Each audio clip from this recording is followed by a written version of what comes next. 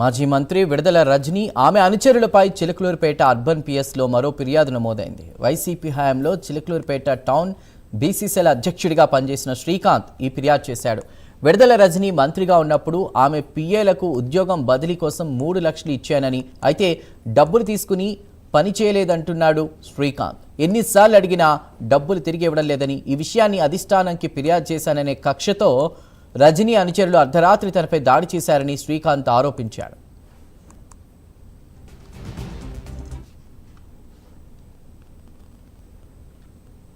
పల్నాడు జిల్లా YCP youth అధ్యక్షుడు కందుల శ్రీకాంత్ ఆధ్వర్యంలో దాడి జరిగిందని, రజనీ తనపై దాడి చేయించిందని బాధితుడు శ్రీకాంత్ ఫిర్యాదులో తెలిపారు.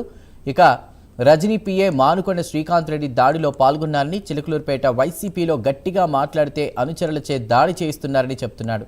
2019 ఎన్నికల్లో రజనీ కోసం, వైసీపీ కోసం కష్టపడ్డానని తెలిపారు. దాడి విషయాన్ని ప్రత్తిపాటి పుల్లారావు, ఎంపీ లావు కృష్ణదేవరాయల దృష్టికి తీసుకెళ్లారని కూడా అన్నారు. తనపై దాడి చేసిన వారికి చట్టపరంగా శిక్షలు పడాలన్నారు శ్రీకాంత్.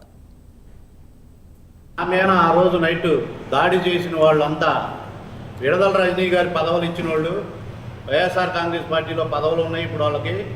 కుప్పాల ప్రభుదాస్ నాయుడు, కందులు శ్రీకాంత్, సాతులూరు చందు, దుర్గాప్రసాద్, సాయి దుర్గాప్రసాద్, అన్నపరెడ్డి దుర్గాప్రసాద్ అనే అబ్బాయి, ఇంకా మానుకొండ శ్రీకాంత్ రెడ్డి, ఇంకా కొంతమంది తెలియలేదు, వాళ్ళు కూడా ఉన్నారు. మొత్తం 12 మంది నా మీద దాడి చేసిన వాళ్ళు. నా డిమాండ్ ఆ రోజు నేను ఇంటికి పోయినప్పుడు నన్ను కొట్టిన వాళ్ళలో చిలకలూరుపేట నియోజకవర్గ యూత్ అధ్యక్షుడు ప్రభుదాస్ నాయుడు, కుప్పాల ప్రభుదాస్ నాయుడు, విడుదల రజనీ ప్రీతమ అనుచరుడు, విడుదల రజనీ గారి సలహాదారుడు మానుకొండ శ్రీకాంత్ రెడ్డి, మానుకొండ శ్రీకాంత్ రెడ్డి అంటారు అతన్ని.